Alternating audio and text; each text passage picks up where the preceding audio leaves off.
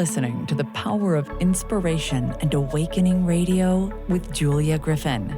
To master a higher frequency for a new state of mind. Once you walked in a forest of splendor in which everything you did and everything you thought was aligned. It is possible at this time to begin to return to the old knowledge. Intuitive healer and manifestor Julia Griffin is here to talk about this unique time in history when all sentient beings, animals, plants, trees, and the earth are intent on creating this change. The wolves awakened her to the most incredible light, which opened gifts and brought knowledge that she longs to share. You are creators, and you were born to be creators of beauty, possibility, and joy. Join Julia on a journey into a beautiful and magical world where amazing possibilities exist. Let us help open the door. The Power of Inspiration and Awakening with Julia Griffin starts right now.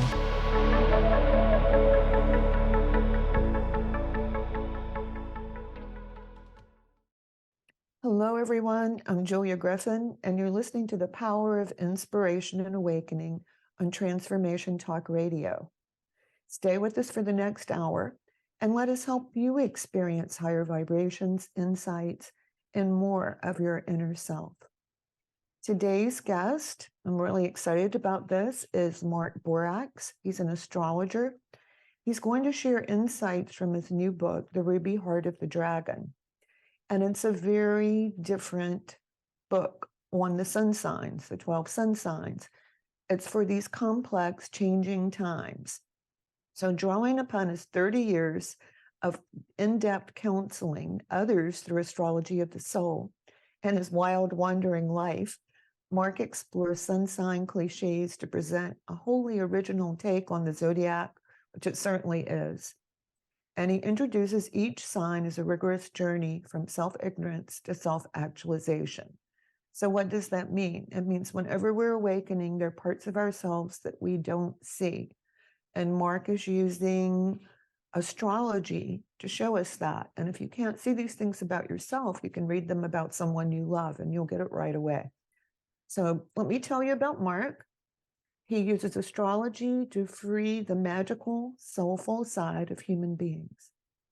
His readings, broadcasts, books, newsletters, and in-person lectures that combine music with talk, he spins tales of transformation that began evolving people on the spot. He's been a nomadic poet his entire life. In the late 70s, he traveled the US and Canada, performing and selling his poetry. In the mid-'80s, he was befriended by his adolescent idol, writer Ray Bradbury, who became his literary godfather. Lucky you. He is the author of the bestseller 2012, Crossing the Bridge to the Future. This is what actually got me interested in Mark, is because it was all what I was experiencing and not what everyone else said. And he co-authored Cosmic Weather Report with Elias Lonsdale. Mark created soul-level astrology, a method of using your birth chart to identify your core nature or soul. And he does readings to investigate the soul level purpose and life timings. And I'm going to add something that I'm aware of, which is that he uses his awakening to help you find parts of you that are awake that you can apply and parts of you that are sleeping and how you can approach that. Because we're all in this whole evolution together of waking up and remembering everything and like, yeah, I can do it. And then the next day you're asleep and you're like, what's happened to me? And I think that's something that for everyone who's awakening, you go through that. And of course, the goal is to experience more of being awake. So if you want to find Mark, he's at Mark Borax, Borax.com. So before we get started, I want to tell you that you may wonder why there's this emphasis on a new book about sun sign astrology. Well, I can tell you because I've read it for the last 3 or 4 days. I thought I would just whiz through it, but no, that didn't happen. There was a lot to think about. It is a tapestry. It's like a literary weaving of myth, New Age information, constellations, and it's particularly relevant to this time. There's New Age information in it, the challenges that we're facing, autobiographical information, relating to the signs, insights of authors and poets and musicians, and wonderful little things to read in there, constellations, and Greek myths. It's also visually a beautiful book with a gorgeous layout. So let's begin with, Mark, what is the ruby heart of the dragon and how does it pertain to the book? The ruby heart of the dragon is a name I came up with to describe your sun sign. And the reason why I related it to the dragon is because Arabian astrologers came up with very interesting names for the north and south nodes of the moon, which astrologers recognize as your past and your future. The south node has to do with where you're coming from and where you've been in past lives. The Arabian astrologers called that point of the chart the dragon's tail. The north node of the moon, which has to do with the destiny your soul signed up for, the place you're trying to get to in this life, the Arabian astrologers called the dragon's head. And I thought each person has a sun sign, and after the sun sign, the two most important other points in the birth chart, I feel, are the dragon's head and tail. So I began to envision the sun as suspended about midway between the tail and the head of the dragon, which would place it around the heart. And it came to me instantly, the ruby heart of the dragon, as though when you're really on the track of your soul and turning around all your karmas, your sun lights up like a ruby laser beam, because rubies make lasers, shining a light on your dragon's head. So the more you awaken inside, the more this kind of ruby heart beam lights up the territory ahead. And I know that when you receive insights and intuitions and you know you're on the path, you feel it here. And when there's that pull between your past, and let's just say that karmically we probably reincarnate, we're feeling that past or that self. That when we say, oh, I have that old habitual habit that happened, when I was 6 years old, here I go again. And then your future, your higher self says, you can do something different. And you're like, really? And then you feel what you can do, and you do feel that heart space light up. It's where all the wisdom is. Yeah, exactly. And I tried to inject that underneath my words and woven around my words. There's the main text, but like an actress on stage, it's not so important what she's saying. It's the subtext of the meaning of what she's saying. And just what you're saying, I did my best to weave that in and around and under and between the words to awaken people's ruby hearts. And Mark says, when you get this book, read it all the way through. And of course, the whole time I wanted to skip to my sign, which is the ninth sign. But when I got to Leo, it was like it hit me that it's layers and layers that you have to go through to really get each sign. And you have to know the ones before that. And I love poetry and I love art. And so the poetry in it, the clips from the different artists, the musicians, William Blake, Rudolf Steiner, it's like I was just like, oh, yeah, that's what it is. Because poetry you can only perceive with your heart or your soul.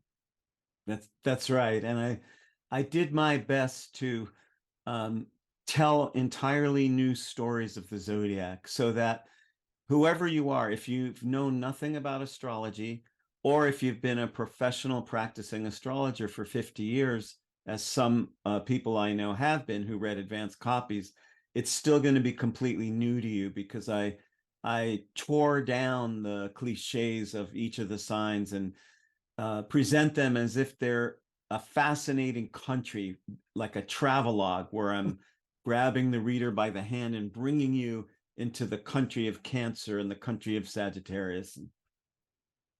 And I think one thing that's really interesting about it is that instead of saying this is the lower pattern, this is the higher pattern, you talk a lot about thoughts, reactions, and emotions, which I think other people have omitted. Yeah, because astrology has to outgrow astrology in order to be real. It's not just this erudite academic theoretical thing somewhere that version of astrology just drives me crazy. I want it to be a living, hands-on kind of experience. So I just did my best to create a page-turning, invigorating, colorful, dangerous, challenging, edgy kind of an astrology. And I called upon the poets and the writers and the musicians wherever I could. I sprinkled that information in little places. That was like the seasoning of the main dish. Well, I think one of the things I like the most about it is that sometimes I would get confused and I would think, I'm not following this. But then I would think, oh, wait, let me think about the poetry, or let me think about how it begins, or let me think about the story.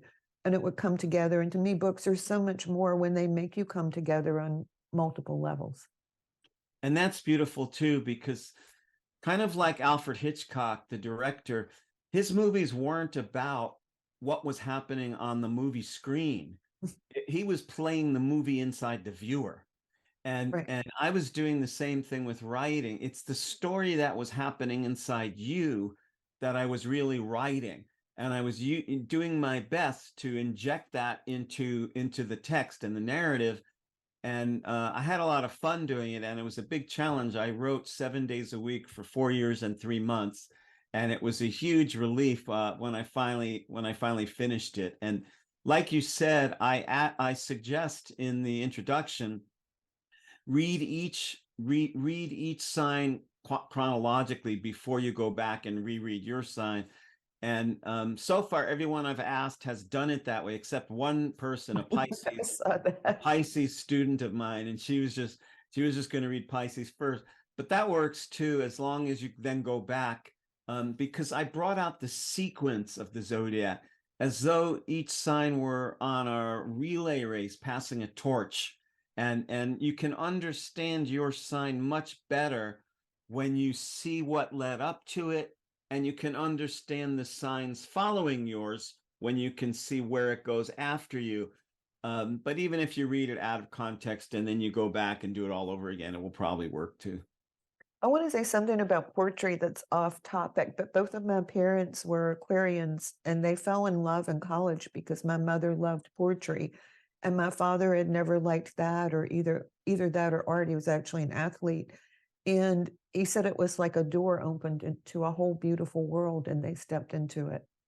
That's beautiful. And I guess I've developed a naturally poetic style of prose, and not poetic in the sense that it rhymes at all, but just that, like with good poetry, see, poetry is different than an essay or a newspaper article. An essay or an article has an introductory statement, and then a body that develops that statement, and then a conclusion that reiterates the opening statement. Poetry makes these metaphorical leaps that somehow contain more truth in them than a textbook could ever contain. And so that's my natural way of writing. I wasn't trying to be that way. That's just the way I am. You can't try to be that way. You either are or you aren't. That's right. And when I was a poet, when my main identity was as a traveling poet in my late teens and early 20s, I came up with this idea that practice can improve your prose, but to get better at poetry, you have to get better at life. It's a jump. I think like awakening is a jump. You can meditate every day. You can ask for awakening. But when it comes, it's because you jump into a different universe. Yeah, and I wrote in a way that was intended to launch some of those jumps. So I'm not surprised that certain passages were confusing for you or just made you pause. And then you kind of realized that I was doing the Hitchcock thing. The story that was really important was the one that was going on in you when you momentarily pulled your attention out of my words before diving back in. And I think that that's what the book is about, is seeing yourself as, yeah, I'm the sun sign. Yes, I have these things. And then the bigger question is, how do you pull back, see where you're stuck, and then move into a place where you can awaken that? You can say, okay, this is what I do. I'm Sagittarius. I'll do too many things and forget about what's important, or I'll get stuck on one thing or one dream without figuring out what it would be like if I really had fulfilled that dream, which is kind of funny. but, or even if I really want it. But then I come back and I'm like, oh, okay, when I'm really present and I'm really aware, I get the answers of what I need with this. It's beautiful. It's stirring the soul. So it's sometimes like gospel music, which is call and response. And I'm putting out this strong call. Here, try that, Sagittarius. And then there's like a response from you. Oh, and what a beautifully interactive musical way I had of writing it. Kicked my ass because I had to tear down everything I thought I knew about the signs and build it back up again many times in those 4 years. And so both my writing and my work as an astrologer were both pushed beyond where they'd ever gotten before. And it was a labor of love. It was exhausting and deeply satisfying at the same time. I think that's true with any esoteric material. You already know it in your heart, but there's this existent audience that's waiting for you. And when you feel them in your writing, it alters what you know. That's right. That's right. And especially with metaphysics, words are only ever going to be signposts pointing toward the thing. They're never going to be the thing itself. Just like reading a book about lovemaking is never going to be lovemaking.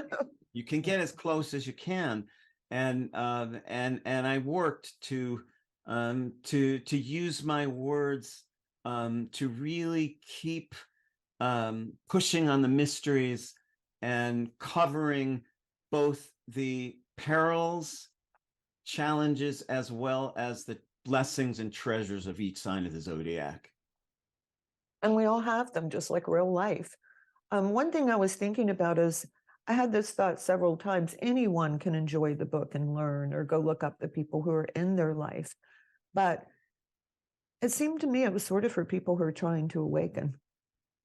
Well, anyone who's open-minded, whether they know anything about astrology, whether they liked astrology, whether they didn't even have any interest whatsoever, or whether they're into astrology, someone who's open-minded would have a great read because it is a book that delves into culture and history and the whole 1960s revolution in consciousness, and especially sexuality, which I feel gets completely misunderstood in Western culture.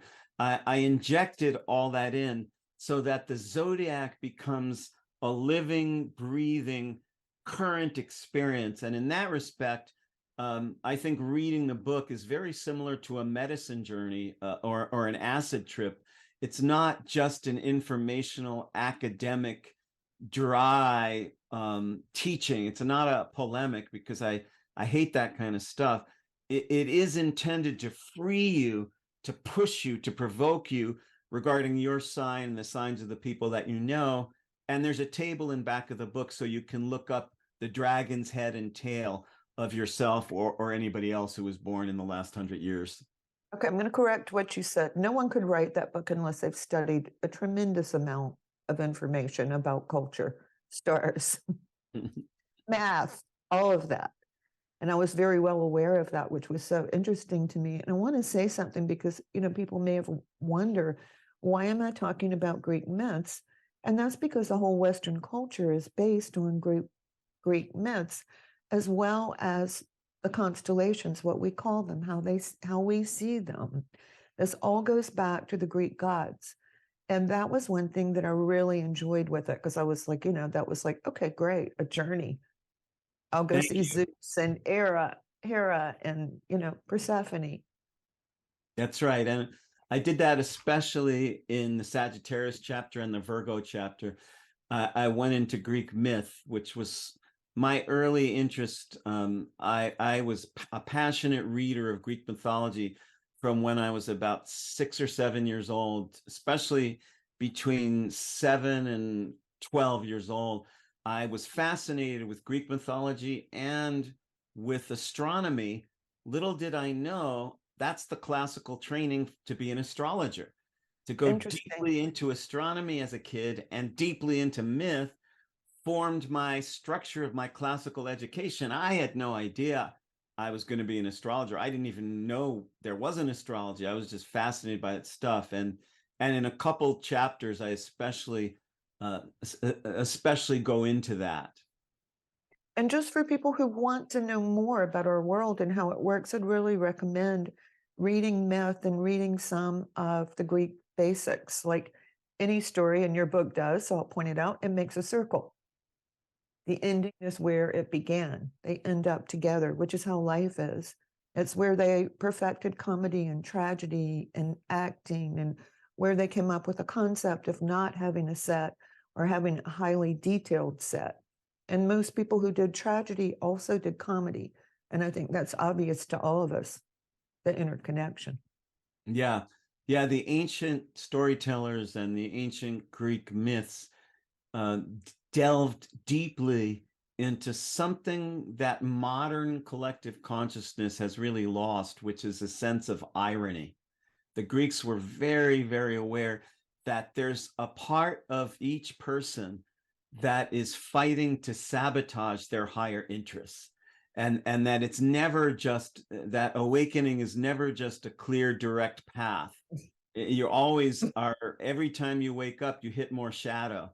And that sense of irony is what deepens a lot of those earlier stories, whereas many modern myths in movies and TV shows and in newspapers, which is filled with myth, many modern stories totally lack irony and have gotten much more flat and superficial. I was trying to restore that sense of grandeur and mythopoetic irony in my book. Yeah, because the Greek myths are full of people who get taken by their good qualities, and then they're humbled. And then if they're lucky, they get to come back like a phoenix, but a lot of them don't. That's right. That's right. There are the warnings. There's the stories of the rites of passage from starting out innocent and ignorant, and then gaining wisdom and individuation, and then realizing how many parts of you still have not awakened yet. And so then you start out again at a new level of innocence, and those kinds of cycles. William Blake actually really epitomized those cycles in his Songs of Innocence and Experience. For each poem on the innocent side is reflected by another one. So you have a lamb in Songs of Innocence, and you have a tiger in Songs of Experience. Right. Burning bright. And it's for everything, children, work, all of life, the duality of it. Yeah. And that was another thing I appreciated, is that we get to wholeness by seeing duality. And you certainly show that in your book. Yeah, especially in the Gemini chapter, but all throughout the book, there's that initiation of Western culture. We have to overcome hyperpolarization of this against that, because it's splitting the world apart. And if we can learn to work with duality in a more enlightened way, that then we get to the holism that contains the duality instead of always being pulled apart. Right. And then we're back to the flower of life and alchemy, put together two opposites and create something new and whole. Yes, exactly. Yeah. And so that would be part of your evolution, is showing that paradigm. Well, yeah, and I also in certain chapters I inject my own experiences, my autobiographical experiences, because I've had a pretty wild, wandering, crazy life, and it hadn't stopped yet. And I would call it at least dramatic, Mark. yeah, ultra dramatic, I would say. And Yeah. I'm kind of a cosmic fool. I just feel as if the misadventures and the stumblings and the ridiculous fixes I've gotten myself in, that gives me the food to wake myself up and to wake others up. And so I kind of offer my vulnerable experiences in life in some of those chapters where they're appropriate. And I think that, when you first start out with awakening, you don't want to make mistakes. And somewhere in the middle, you're like, wow, I've made so many mistakes. Maybe this is a mistake. And then you'll go, it's a mistake. Well, I go through those. It seems to be part of the process. You stop thinking that it's bad. Of course, you don't want to feel the way you feel because of your mistake, but it's not the thing of, I want to be perfect anymore. That just wears away. That's right, because you're never going to be. And this is one of the things I teach my students and my clients. We have a college of visionaries and wizards where I teach people around the world how to read the birth chart from the soul, which means I'm really teaching them how to live from the soul. And I just want to let your viewers know that they can come in and join us in a 3-year program. We're just wrapping up the first year, and this is the last time we open the doors to self-study.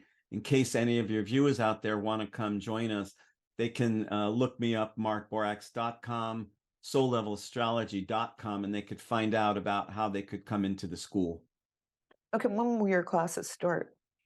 They're going to start up again in September, but anyone who wants to fold into the program would have to use the summer to catch up on level 1 and level 2 recordings so they could join us on the live Zoom calls in September. So in other words, now is the time. Now's the time. Yeah. Okay. So that's markborax.com. If you're interested in learning more, you know how to do it now. So I'm thinking about something. What do you see as the evolution that's coming right now? Let's forget about all the bad things for a moment. We've got plenty of that. But what would be the evolution? I think the evolution is that the pendulum of collective ignorance and delusion has swung almost as far as it could ever get to its extreme position. And I think maybe there's a little more ignorance, maybe there's a little bit more delusion to come, but there can't be that much more. And I feel that the pendulum being pushed that far is going to be followed, and it's starting already to be followed by an oppositional awakening, where things in collective consciousness, in mass media, things in the newspapers, things on TV, things in a lot of social media are so Orwellian. They're so filled with thought police and newspeak, and don't you dare have an idea that contradicts what the rest of us think it's right, to such an extent that history tells us that you can't push things all the way to one direction without an equal and opposite reaction. And that's what I feel is the evolution that's starting to come now. I think so too, but probably, I mean, I know it's Kali Yuga, which is the darkest of all times that we're in right now. And supposedly that's followed by a wonderful time of light. But, we have all these activity with the sun. The magnetic field is fluctuating. And those are the two things they say that can help you to manifest or create.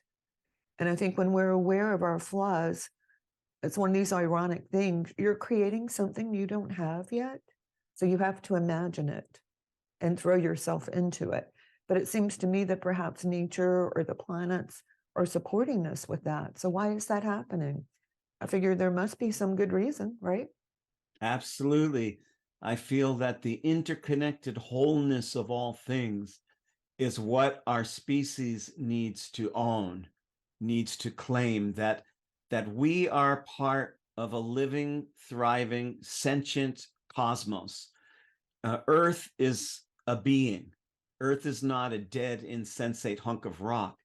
You and I are interconnected with all other humans and animals and planets throughout the solar system and the galaxy and the universe.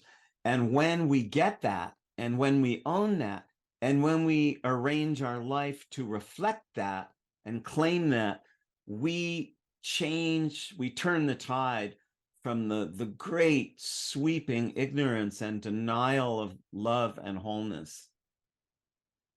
Yeah, and just another simple way of saying that, I hear plants and animals, so everything is interconnected. But the thing people don't realize, they're like, I want to do it. You hear it through your heart. It's the language of the heart. And I've written for a really long time about how wolves and whales and things that make noises, that it's on a level we can't hear. But a recent discovery with whales is that the noises they make goes through the entire ocean, but the sound of it builds us up physically. Yeah, and that's music, and that's why I suggest reading my book out loud, because I read it out loud when I was working on it, and there's a vibratory power, there's a sacred power of words beyond their meaning, their vibration, sacred power of song and music beyond the meaning of lyrics it goes into your organs, it goes into your body, just like whale song. Yeah. And so, for some of you who are looking for a way to awaken more quickly, something as simple as these two things can work. People are always asking me, how can you do it? Well, it's trying things like this all the time to see what resonates with you. And I never tried to hear animals. I could always feel them, but I did try to hear plants, and that took a long time because I was trying and not opening to it. And so it's trying, doesn't work. It's more like I'm open to this. Whatever information I receive, it's helping me. It's making me better. So I'll stay with this practice and see what happens. Not, I've been doing this for a year. Why can't I hear animals? Doesn't work that way. Mm-hmm. Yeah, absolutely. There's a difference between trying and being. Mm-hmm. It's huge, but it's indescribable. So we're just trying to do some guesswork and take you along with us today. So we're going to go to break. I'm very happy to have Mark Borax here telling us about his new book about the 12 sun signs, the ruby heart of the dragon. I'm Julia Griffin, and you can find me at onetrueself.com, onetrueself.com, and Mark at markborax.com. So we'll be back in just a second. Stay tuned.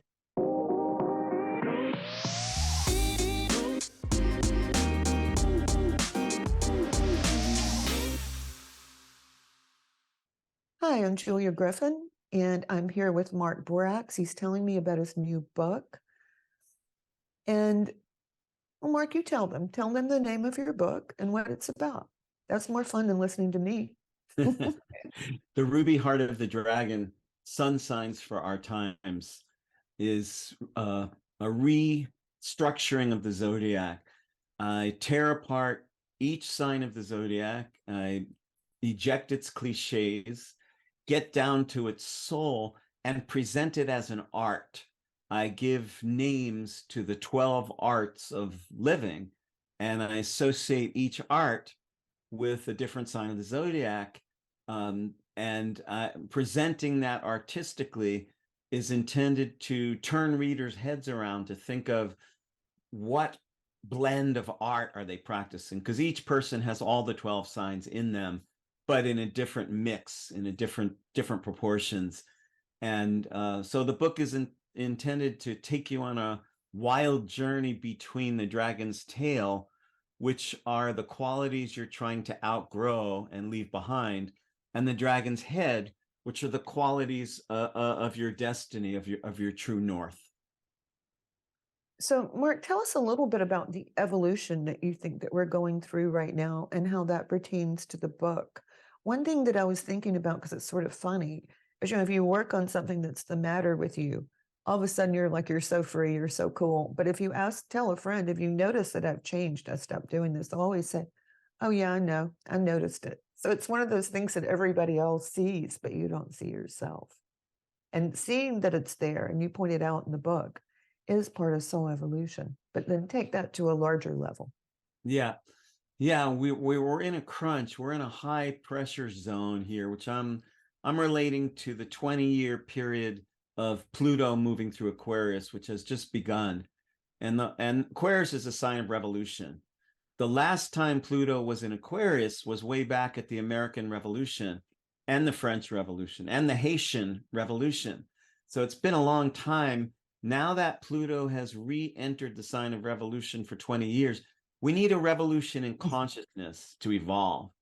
And we started a revolution in consciousness back in the 1960s, but it kind of got stamped out by repressive government, corporate, and intelligence agency forces, because they were scared that love was going to break out and blacks and whites would put aside their differences and heed the words of Martin Luther King and come together.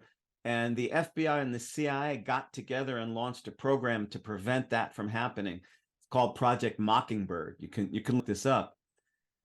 They planted CIA operatives into the mainstream media, hundreds of them, and their orders were to prevent integration and to make everyone think that the great transformations of the 1960s were only illusions and hallucinations due to too much LSD.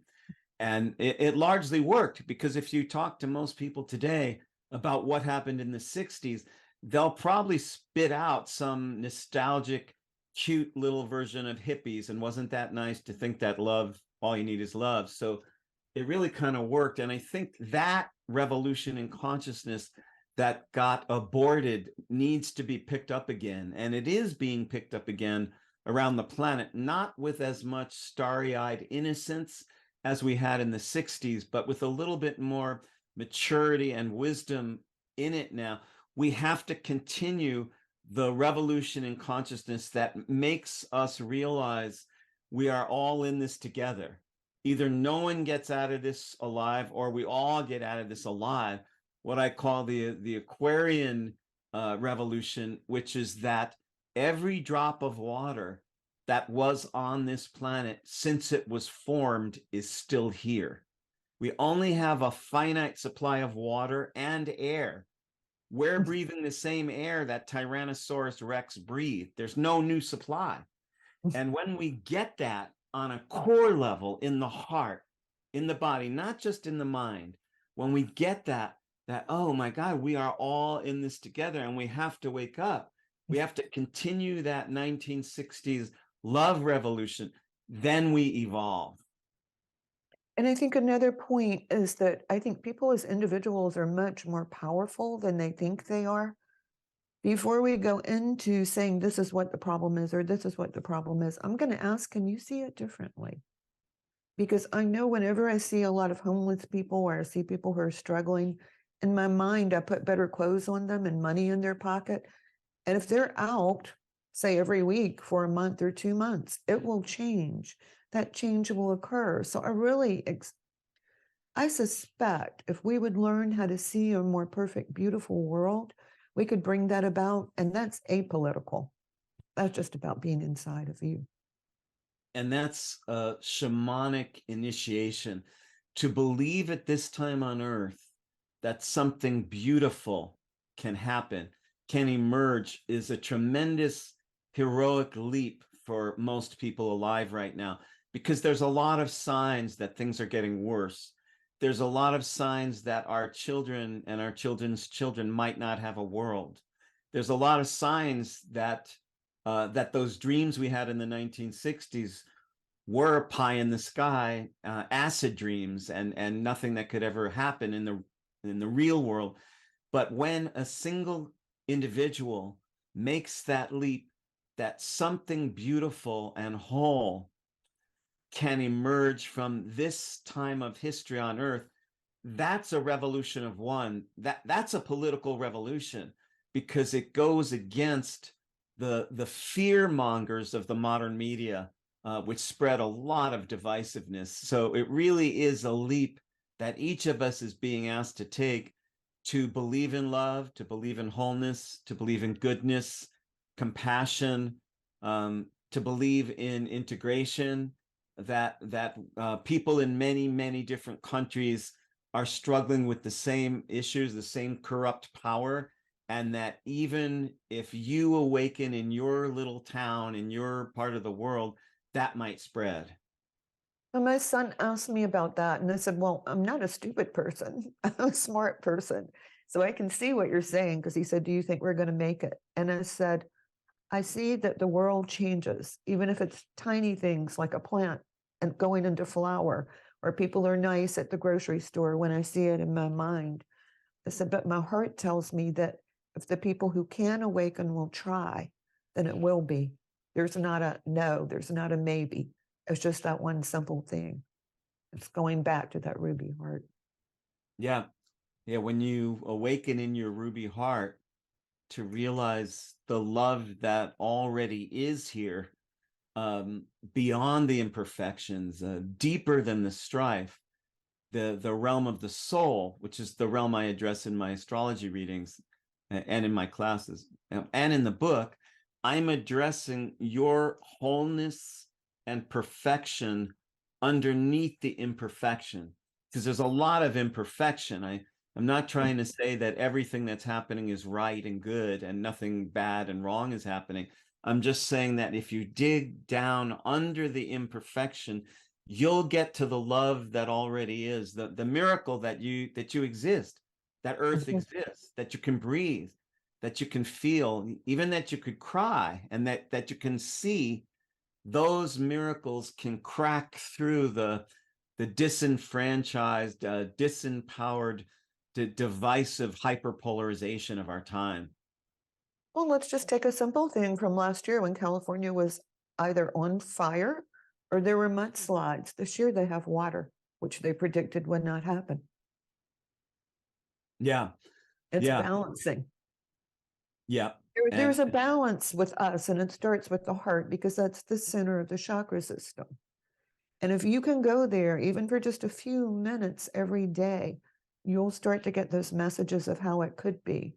And when you read those things that are fearful, instead of saying, oh no, this is terrible, because a lot of it is, I'm not lying here, a lot of it is terrible. But there's a bigger, smoother, harmonious message. And even if you can tap into it for just a minute, it changes everything.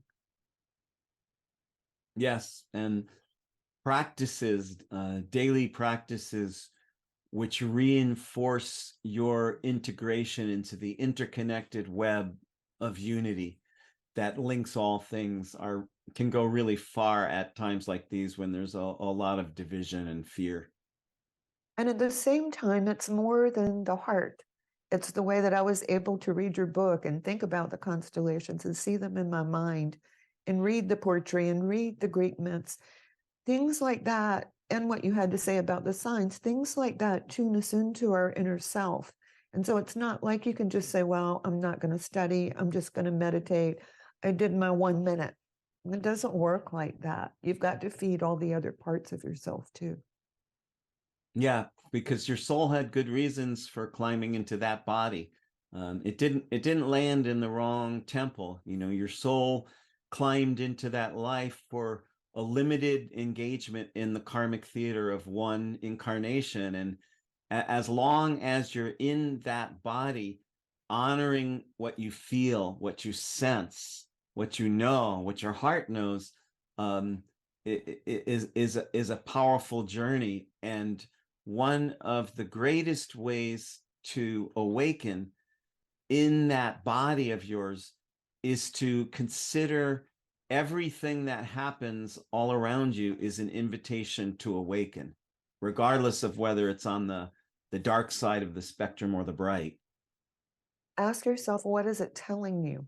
I mean, if I have a wonderful time in the garden, it's telling me I need to be out there more. If I'm incredibly tired because I got wrapped up in it with my Sagittarius thing of getting too focused on things when I should stop, then that's telling me that was too much. Take a break for a few days. Enjoy looking at the garden as opposed to being obsessed with the garden. So all the different things that you feel physically or that you're attracted to mentally or emotionally, they're all telling you something. That's not just happening for no reason. That's right. And what you're invoking is a deep self-trust and self-understanding. And this is one of the greatest antidotes to the strangeness of our time, is a deep self-understanding, self-love, and self-trust. And that's what you're talking about when you're in the garden and you're noticing how various parts of you, how your multidimensional nature is responding. It's giving you information that you can use to navigate the modern craziness of Earth life. And it's also telling me to listen better. If I get too tired, that means I didn't listen when my body was saying, okay, enough. What you really want to do is take a bath, wash your hair, and go see a movie or something. So, you know, it changes every day. I would love to say if you do this, you'll wake up. It doesn't, though. It's different. Every 2 or 3 days, it's completely different in my mind. Do you ever have Yeah, that sensation? always, because that's the improvisational nature of human evolution. I look at it as a structured improv where we're not totally free in life to do whatever we want because our soul's been here before and it's set up certain designs and energies. Our part in the grand design is is something that we need to fulfill and awaken to, but there's the freedom of bringing our fuller nature into the evolution. And so it's not just predestination where we have no freedom, but neither is it all freedom and no design. And so that's what you're talking about, using Right. your body and your feelings and your senses and your mind to awaken to your role in the grand design, which is unique. It's different than anyone else's, and something you have to rediscover each new day rather than just get it once. Okay, so something I really wanted to ask you about is in a lot of your newsletters, you say, be the person that you came here to be or to do what you're supposed to do. A lot of people don't understand what that means. You know, as they start with love, light, and meditation and just knowing that there's a higher force that's coming into you. I mean, it's clear to me that you've had a calling most of your life. I have too, although I didn't know what it was about for most of my life. Um, how do people get to their calling, or how do they wake up to what they came here to do? It often involves stripping layers, the disguise layers, the mask layers that society begins putting on children, and that by the time children are 6 or 7 or 8 years old, they're often very acclimated, very conditioned out of following what they know is real, what they know is magic, what they know is true. And so if you can strip those layers and get back in touch with your child self, your child self knows what it loves and what it hates. Your child, you can't talk a child out of what it loves and hates. And Never. and that child is alive but somewhat buried inside most adults, because we get trained into thinking life is this serious thing that we have to conform to, and forget about what you love, forget about your imaginary playmates, forget about your dreams, get in line, earn money, keep up the appearances, be a productive member of society. And there's not necessarily a lot of things wrong with being a productive member of society, except it destroys your magic, your wholeness, and It's your a false child. image that's projected, and because we all want approval from our family, we accept it to some degree. That's right.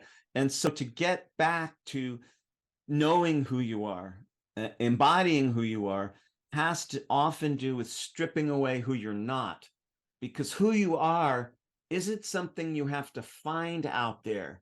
It's already in you, but it's often caked over, like an old hardwood oak floor that got linoleumed.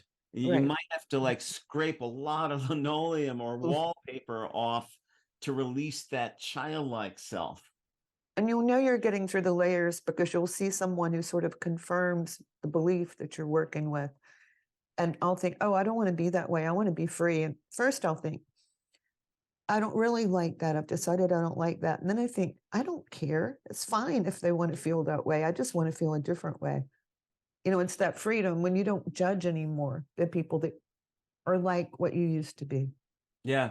Yes, it takes the dissolving of a lot of unconscious contracts that you've made to hold yourself back, that you didn't even realize you made, because you were trained to create unconscious contracts by people who were trained by unconscious contracts. And it goes back to parents and teachers and newscasters. And when you dissolve those contracts to hold yourself back, and when you dare yourself to think, maybe the me that I am by itself is actually okay. And maybe the me that I really am underneath everything else is even just more than okay. Maybe that me is necessary and needed and even exuberant and vital and glorious. Just me. I do not have to keep carting around thought forms that say there's something wrong with me and I'm not fitting in and I need to be right. And then part of that goes back to the South Node that you were talking about. Whatever our karma is, we tend to reincarnate into a group that almost reinforces it to the degree that we can't bear it. You know, That's because right. the same thing, if it was at a minimal, lower level, you would say, ah, that's okay. I can live with this. But it's like it's tremendous pressure. Like there's something Yeah. between your beliefs and concepts that really conflicts with who you really are, so much so that you have to push out of it. That's right. And that's the paradox of karma, which is you can't outgrow and transform old dysfunctional patterns until they happen one more time. But when they happen one more time, it's hard not to get crunched up by them all over again and collapse into self-negation, self-flagellation, self-judgment. And so there's this moment when the karmic pattern, when the dysfunction and the blind spots have to get exaggerated and dramatized enough to awaken you to your own role in having co-created that dissatisfying pattern one more time. And what I say, if it's always felt this way, when you get upset, that's karma. If it's a new kind of feeling, that's probably you or life. But if it's always felt like this, when I'm sad, when I'm angry, when something goes wrong, that's what you brought here with you.